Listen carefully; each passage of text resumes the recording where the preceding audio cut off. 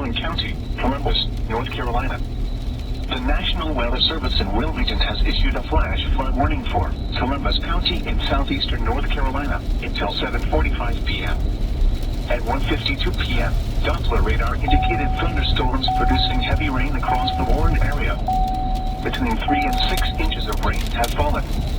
Additional rainfall amounts of 1 to 3 inches are possible in the warned area.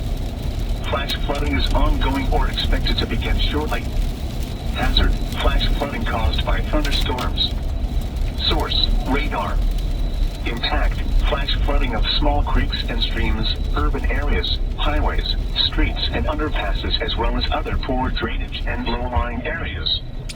Some locations that will experience flash flooding include Whiteville, Tabor City, Chebourn, Bethel, Lake Waccamaw, Sandyfield, Redbug, Hallsboro, Old Dock, Crusoe Island, Southeastern Community College, Williams, Nakina, Molly, Sydney, Clarendon, Evergreen, Freeman, Delco and Brunswick.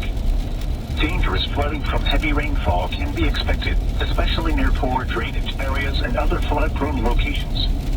It is harder to recognize flood dangers at night, as it will be difficult to determine the depth of the water. Roads may be damaged or washed away. If flooding is observed, then turn around. Don't drown.